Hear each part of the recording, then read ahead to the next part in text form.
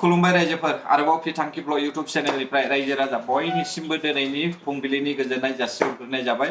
सो रायजोफोर दिनै आं नोंसोरजों सावरायनो थाखाय माखासे भिडिअफोरखौ लानानै फैबावबाय। दिनै जोङो सावरायगोन बावखुंग्रि हाजो गाखोनायनि सायावहाय। गिबियाव रायजो राजा नोंथांमोन नैबे माखासे लाइमोनफ्रा मा बुंदों नोंथांमोना खोनासंग्रोब्लानो जाबाय।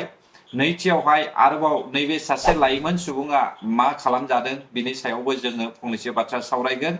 बे समाव खोनासंदो बावखुंग्रि हाजोखौ मानो गाखोयो खोनासं रायजोफोर। मा थांखि लानानै गाखोनो नागिरदों फंबायमोन नोंसोरो बावखुंग्रि हाजोखौ? जोङो बोसोरथाम जाखाबाय गाखोनाया। दा एबारहाय 3 बोसोर गाखोनायाव गोसोनाय मोनासै नालाय एबार 4 बोसोर गाखोनायाव सासे लांफागोन होननानै जों गाखोनो फैदों। दा बे थांखिजों जोङो फैदों बाहाय। 3 बोसोर गाखोबा गोसोनायखौ मोनमारो नामा बेयाव? बेखौथ' मोनो होन्दोंमोन जों मोनासै। दा 4 बोसोराव जोङो ट्राइ नायबावसै खनसेबाव मोनगोन ना मोना। दा बे थांखिजों जों फैदों। दिनै गाखोलांथारगोन जोबजासिम आं बक्सखौ थिखोनानै गाखोगोन। जोङो दतमानिफ्राय फैदों। जोङो गासै 18 जनसो दङ। दा दतमानिफ्राय फैदों जों। दासो गाखोनायनो नागिरदों।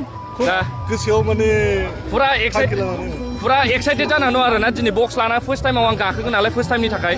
दा बेखायनो आं फुरा एक्साइटेड जानानै दं। दा जों गाखोनायसै। दा जोङो 4 बोसोर एबारहाय 4 बोसोर जागोन गाखोनाया। दा बाहाय होननाय बायदि खोनानायावथ' ओरैबायदि होननाय जेनेबा जे हाजो खनथाम गाखोयोबा हिनजाव मोनथारगोन बे खोथायाव होननायाव जों मोनासै नालाय 4 बोसोराव एबार मोनथारबावगोन होननानै जोङो गाखोनो फैदों। दा आंनि मुङा जोंसार बसुमतारी। आं दतमा गामिनिनो। दा खनथाम गाखोयोब्ला बावखुंग्रि हाजोआवहाय गोसोथोनाय हिनजावखौ मोननो होननानैहाय सोरबा सोरबाया फोथायनानै गाखोयो। नाथाय सासे बे फंबाया फोरमायबाय जे दाजों खनब्रै जाबाय खिन्थु गोसोथोनाय हिनजावखौहाय बिथाङा मोनाखै जाहैदों। नाथाय फारसेथिं जोङो ओरै नायोब्ला डिपुटि चिफ बारग' डिपुटि चिफ खाम्फा बरगयारि बिथाङा खनसे गाखोखांनायनि उनावनो खननैनि सिगांनो गोसोथोनाय हिनजावखौ मोनबाय। आसरित ना रायजो राजा नोंथांमोन?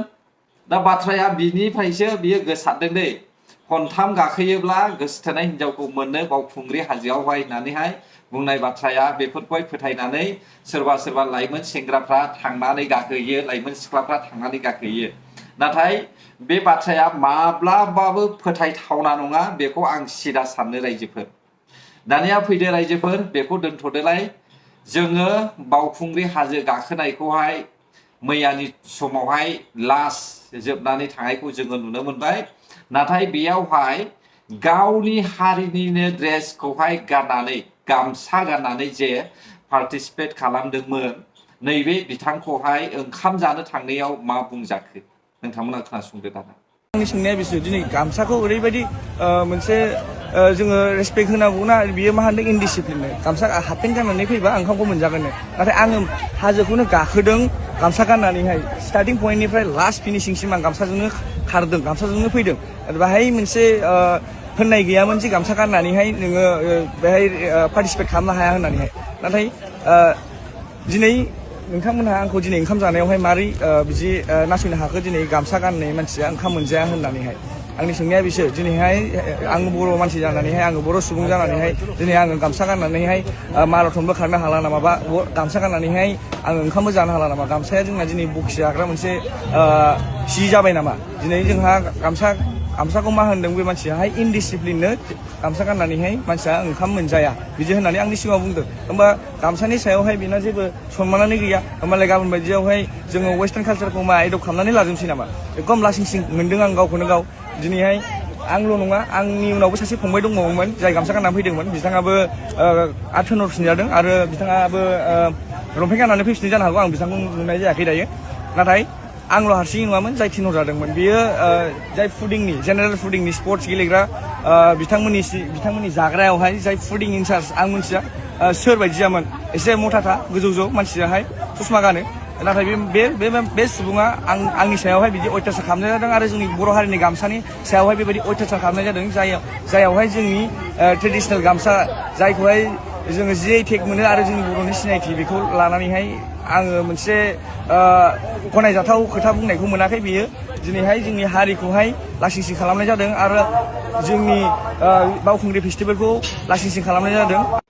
आं लाजिखांनाय मोनदों आरो हयथ' नोंथांमोनाबो सानखादों जानो हागौ ना जाफेरि मिथिफेरि खोथाफोरखौहाय जोङो बिपिएफ पार्टिनि सरकार सासन खालामनाय समाव खोनाखायो बेयो 100% रोखाखा सिगां जोङो खोनाबाय दखना सुरि गाननानै बर' आइजोखौहाय हासिब सिबनाय नुफेराखैनो अब्ला बिथांनि नोजोरा मा बर' हारिनि बर' आइजोफ्रा दखना सुरि गानाला सुरिदा सुरि गाननानै हासिब सिबो नामा लंपेन्ट बोराय गाननानै हासिब सिबोमोन नामा रायजो राजा नोंथांमोन जाय दखनाया बर' हारिनि थाखाय गोदो गोदायनिफ्रायनो बर' जातिया जोनोम जाजेननायनिफ्रायनो बेखौनो गाननानैहाय बेखौनो सोलिबोगासिनो दंखायो अब्ला दिनैसिमबो जुदि बे सासे CMनि हिनजावा दखना सुरि गाननानै हासिब सिबनायखौनो नुफेराखैब्ला अब्ला सोर बेलाय रायजो राजा नोंथांमोन बर' नंगौना नङा हो कमेन्ट बक्सआव फोरमायहरदो रायजोफोर